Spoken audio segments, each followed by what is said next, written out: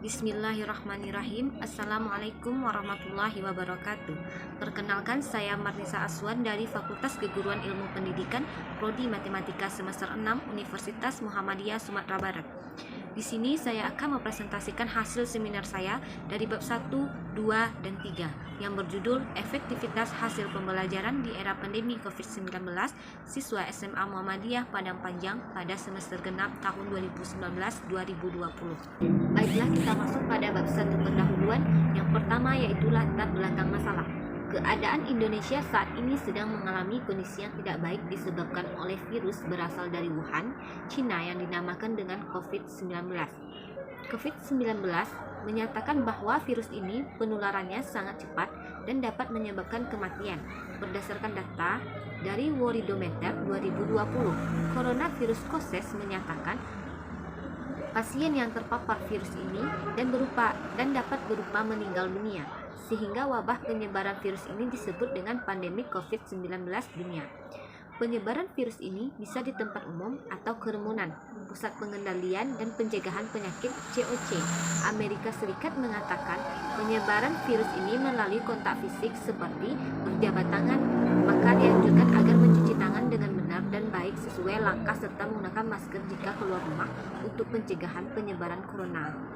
Akibat adanya kasus COVID-19 di Indonesia, update terakhir menurut web resmi Kemenkes 2020 pada hari Senin 1 Mei 2020, korban meninggal dunia sebanyak 864 jiwa, terkonfirmasi atau terpapar COVID-19 sebanyak 11.587 jiwa. Jumlah orang dalam pengawasan atau PDP sebanyak 24.020 dan yang telah sembuh sebanyak 1.954 jiwa. Akibat dari pandemi COVID-19 membuat pemerintah mengeluarkan kebijakan baru demi menghentikan pemecahan COVID-19, yaitu mengimplementasikan ajakan masyarakat untuk melaksanakan physical distancing atau memberi jarak dengan orang lain sejauh 1 meter dengan menghindari kerumunan dan berbagai cara pertemuan yang menimbulkan perkumpulan COVID-19 2020. Selanjutnya kita masuk pada pembatasan masalah poin B, yaitu adapun pembatasan masalah sebagai berikut. Yang pertama, subjek masalah atau subjek penelitian adalah seluruh siswa SMA Muhammadiyah Padang Panjang tahun pembelajaran 2019-2020. Objek masalah atau objek dari penelitian ini adalah efektivitas pembelajaran daring di era pandemi COVID-19. Parameternya yaitu hasil belajar siswa SMA Muhammadiyah Padang Panjang sebelum era pandemi COVID-19 berdasarkan nilai rata-ratanya. Selanjutnya yaitu rumusan masalah. Berdasarkan latar belakang yang telah dijabarkan di atas, maka rumusan masalahnya adalah bagaimana efektivitas hasil pembelajaran di era pandemi COVID-19 siswa SMA Muhammadiyah Padang Panjang semester genap tahun pembelajaran 2019-2020. Selanjutnya yaitu poin D, tujuan penelitian. Berdasarkan latar belakang yang telah dijabar di atas, maka penelitian ini COVID-19 siswa SMA Muhammadiyah Padang Panjang semester genap tahun pelajaran 2019-2020. Yang poin E-nya yaitu manfaat penelitian. Dari hasil penelitian diharapkan dapat memperoleh manfaat yang baik bagi semua pihak, terutama yang berhubungan dengan dunia pendidikan antara lain sebagai berikut. Yang pertama, bagi peneliti, hasil penelitian ini dapat dijadikan sebagai bahan referensi untuk mengetahui kendala-kendala yang dihadapi siswa sehingga dapat dikembangkan secara optimal dan sebagai bahan referensi untuk menggunakan metode mengajar. Selanjutnya, manfaat penelitian bagi guru. Hasil penelitian ini dapat dijadikan sebagai bahan evaluasi dan masukan guru dalam proses belajar mengajar, sehingga dapat meningkatkan kesan pada pembelajaran dan meningkatkan hasil pembelajaran. Selanjutnya kita masuk pada bab 2, kajian pustaka. Yang pertama yaitu tinjauan pustaka, Jurnal Saudara Agus Purwanto 2020 dengan judul Studi Eksploratif Pandemi COVID-19 terhadap proses pembelajaran online di sekolah. Hasil penelitian tersebut diketahui bahwasannya untuk mengetahui seberapa besar dampak yang diakibatkan oleh pandemi COVID-19 dialami oleh siswa, guru, ataupun orang tua dalam menjalankan kegiatan pembelajaran secara online. Pembelajaran yang biasa dilakukan dengan tatap muka kini berganti dengan pembelajaran yang memanfaatkan teknologi yang ada pada saat ini. Persamaan penelitian ini ialah guru terus berinovasi agar anak tidak bosan dalam menjalankan pembelajaran. Dalam sebuah pengawasan, maka tidak akan lepas dari adanya pengevaluasi dan yang dilakukan agar kegiatan yang telah direncanakan terlaksana seperti apa yang diinginkan. Pembelajaran daring yang pertama yaitu definisi pembelajaran. Pembelajaran adalah proses interaksi siswa dengan pendidikan dari sumber belajar pada suatu lingkungan belajar. Pembelajaran merupakan upaya yang dilakukan oleh pendidik agar dapat terjadi proses interaksi guna untuk mendapatkan pengetahuan dan keterampilan kepada siswa. Selanjutnya, keunggulan pembelajaran daring ada yang pertama itu adanya fasilitas e-moderating yang dimana seorang guru dan siswa melakukan kegiatan komunikasi tanpa ada batas ruang dan waktu. Yang kedua yaitu guru dan siswa dapat menggunakan bahan ajar yang tersusun dan terjadwal dengan baik. Yang ketiga, siswa dapat melihat bahan ajar setiap saat dan di mana saja kalau mereka perlukan guna untuk meningkatkan pemahaman yang lebih pada siswa, masing-masing siswa. Dan yang terakhir yaitu perubahan siswa yang pasif menjadi siswa yang aktif dalam kegiatan pembelajaran. Kekurangan pembelajaran daring ini yang pertama yaitu kurangnya interaksi antara guru dan siswa. Hal ini dapat memperlambat kegiatan pembelajaran. Poin yang kedua yaitu proses pembelajaran lebih cenderung ke arah pelatihan daripada pendidikan. Dan poin C-nya yaitu kurangnya tenaga mengetahui dan memiliki keterampilan internet. Poin D, siswa tidak mempunyai motivasi yang tinggi dalam pembelajaran daring. Terkadang, siswa malas ataupun bosan dalam proses pembelajaran daring ini. Selanjutnya, poin B, pembelajaran daring atau pembelajaran jarak jauh. Pembelajaran daring atau yang didefinisikan dengan istilah e-learning merupakan pembelajaran yang memanfaatkan teknologi pembelajaran daring atau jarak jauh adalah pembelajaran yang dalam penyampaiannya pembelajaran konvensional dengan memanfaatkan berbagai perangkat elektronik sebagai media pembelajaran dalam menyampaikan materi. Dengan penggunaan model pembelajaran ini memiliki potensi untuk mendukung revolusi pembelajaran. Pembelajaran daring memiliki potensi untuk mendukung revolusi pembelajaran, yaitu pembelajaran konvensional di mana pembelajaran ini berpusat hanya kepada guru. Kita masuk 4 dimensi utama, yaitu yang pertama konektivitas, di mana e-learning ini memudahkan peserta didik dalam berkomunikasi dan dapat mencari pengetahuan secara tidak terbatas sehingga anak mampu memiliki wawasan yang luas. Yang kedua yaitu fleksibel. Pembelajaran dapat dilakukan di mana saja, baik itu di rumah, di sekolah maupun di mana saja. Yang ketiga, interaktivitas, melibatkan interaksi antar pelajar dan materi pelajaran serta lingkungan secara instan dan langsung sehingga memudahkan siswa untuk berdiskusi sesama teman. Yang keempat yaitu kolaborasi, di mana penggunaan fasilitas komunikasi dan diskusi online untuk mendukung pembelajaran kolaborasi di luar kelas. Yang kelima yaitu memperluas peluang. Materi pembelajaran diperluas untuk pertemuan langsung sehingga anak mampu berpikir kritis dalam materi tersebut. Yang keenam, motivasi. Penggunaan pembelajaran ini menciptakan adanya prinsip-prinsip e-learning dalam pembelajaran yang menyenangkan sehingga anak tidak dibatasi pengetahuannya, baik dalam ruang maupun waktu. Dalam pengembangan daring atau pembelajaran jarak jauh ini tidak hanya menjadikan materi pembelajaran secara online saja, namun harus komunikatif dan menarik sehingga adanya manfaat pembelajaran daring. Beberapa manfaat pembelajaran daring yaitu yang pertama, pembelajaran daring memudahkan siswa untuk membangun komunikasi dan diskusi bersama guru.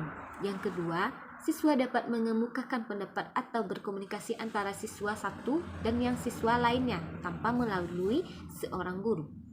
Yang ketiga, memudahkan untuk berkomunikasi dengan guru, siswa, bahkan dengan orang tua. Yang keempat, media yang tepat dalam melakukan kuis atau ujian.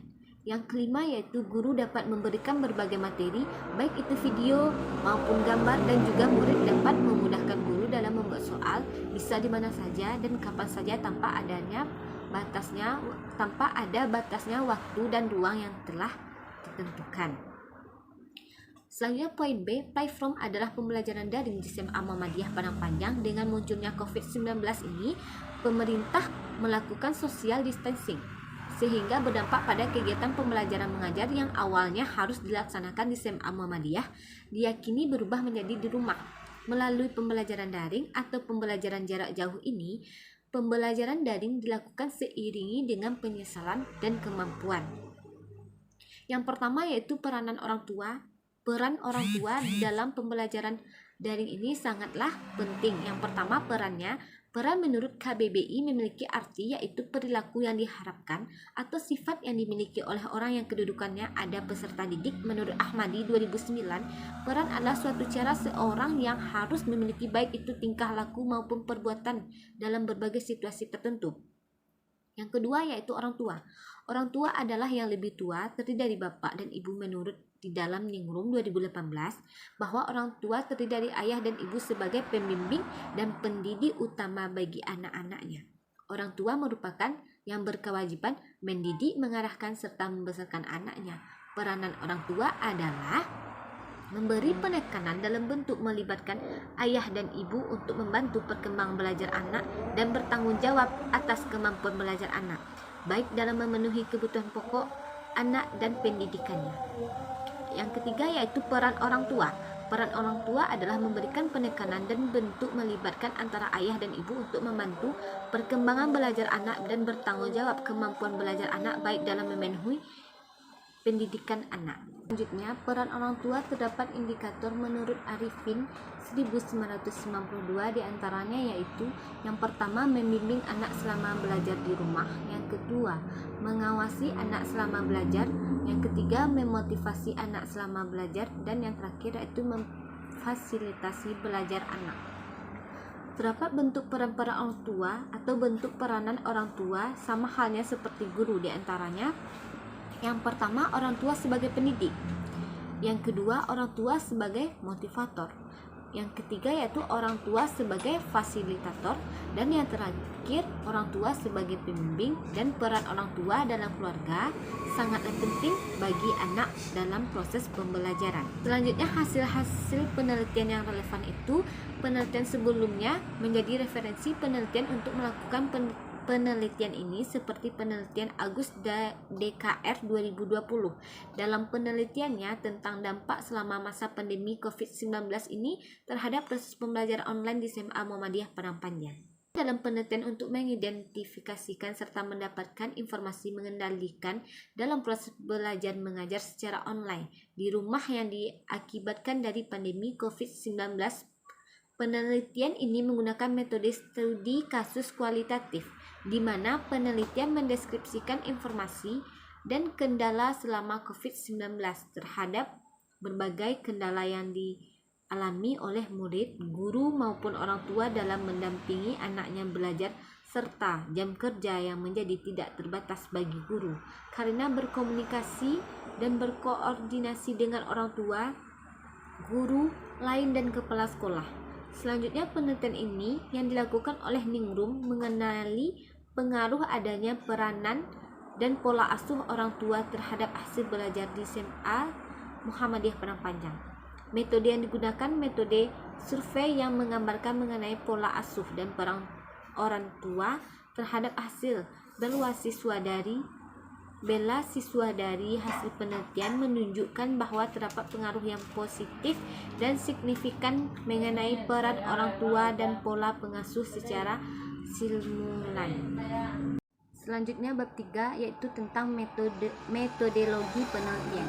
Jenis dan pendekatan penelitian yang penulis gunakan adalah penelitian lapangan, yaitu metode untuk menemukan data secara spesifik dan realitas. Tujuan penelitian ini adalah untuk mempelajari secara intensif tentang latar belakang keadaan sekarang dan interaksi lingkungan sesuatu unit sosial, individu, kelompok, lembaga, atau masyarakat. Peneliti menggunakan pendekatan kualitatif di dalam menjalankan penelitian.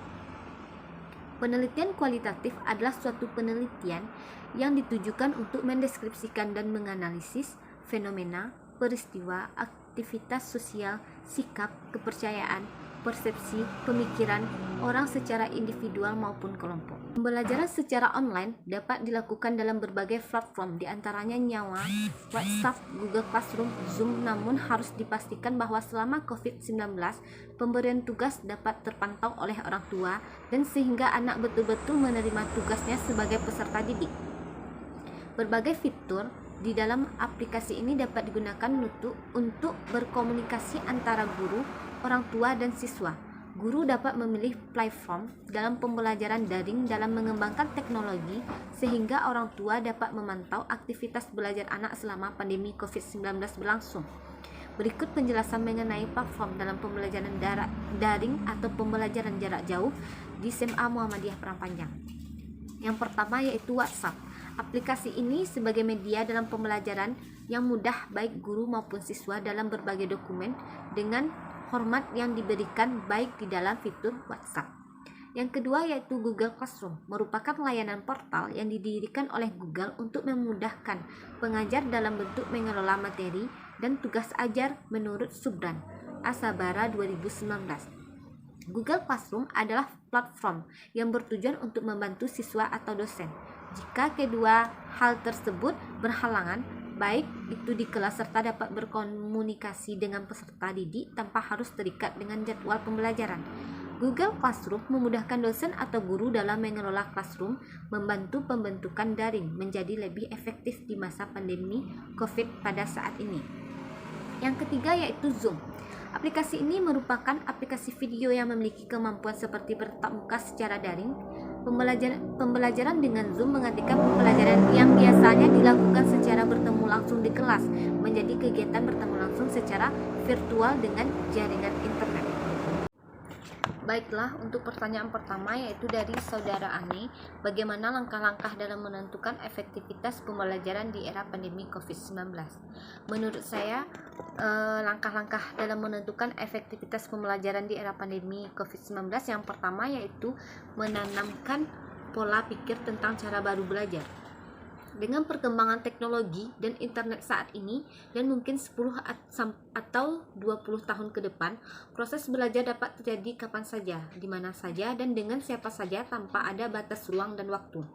Sayangnya iklim pendidikan di Indonesia masih belum adaptif pada perkembangan ini. Sebuah studi tahun 2018 dari Universitas Multimedia Nusantara atau UMN di Tangerang Selatan, Banten menunjukkan bahwa masyarakat Indonesia khususnya orang tua masih percaya bahwa pendidikan formal di dalam kelas merupakan satu-satunya jaminan untuk memperoleh pekerjaan. Selanjutnya, langkah yang kedua yaitu menyiapkan regulasi untuk pengembangan sumber belajar digital. Pemanfaatan platform yang menyediakan kelas daring, Massively Open Online Courses atau MOOC, serta masif dan terbuka menjadi salah satu tren praktik pembelajaran daring yang paling efektif saat ini. Selanjutnya, langkah yang ketiga yaitu mencetak tenaga pendidik yang adaptif dalam teknologi pembelajaran. Menurut peneliti dari Universitas Oberta de Catalunya, Spanyol, kemampuan pendidik dalam mendesain strategi belajar menjadi sangat penting karena merupakan salah satu faktor penentu keberhasilan pelaksanaan pembelajaran daring. Selanjutnya, pertanyaan yang kedua yaitu dari Saudara Ardilizet. Pertanyaannya, mengapa saudara memilih judul ini dalam proposal saudara dan jelaskan metode yang digunakan dalam menyelesaikannya nanti. Sebenarnya pertanyaan saudara Ardilizet dengan saudari Tika itu sama. Pertanyaan saudari Tika, mengapa saudara atau saudari tertarik meneliti hal tersebut, apa pentingnya? Menurut saya itu pertanyaan hampir-hampir mirip, jadi saya sekalian jawab, yaitu jawabannya yaitu saya memilih judul proposal ini karena saya ingin mengkaji lebih mendalam bagaimana dampak pandemi terhadap efektivitas pembelajaran atau efisiensi penyampaian topik pembelajaran kepada siswa SMA Muhammadiyah Padang Panjang. Itu menurut saya pentingnya itu karena negara kita sekarang dengan keadaan pandemi, jadi menurut saya itu penting karena kita lebih mengetahui bagaimana efektivitas pembelajaran siswa di sekolahnya. Selanjutnya, pertanyaan dari saudari Teksa. Pertanyaannya yaitu, pendekatan apa yang saudari gunakan untuk meningkatkan efektivitas pembelajaran di SMA tersebut? Baik, saya akan mencoba menjawab. Pendekatan yang saya gunakan adalah pendekatan kualitatif atau membuktikan langsung atau terjun langsung ke lapangan. Karena pendekatan kualitatif kita terjun ke lapangan Baiklah, sekian hasil presentasi seminar proposal saya. Mohon maaf apabila ada kesalahan dalam bertutur kata. Saya akhiri dengan wabillahi taufiq wal hidayah. Wassalamualaikum warahmatullahi wabarakatuh.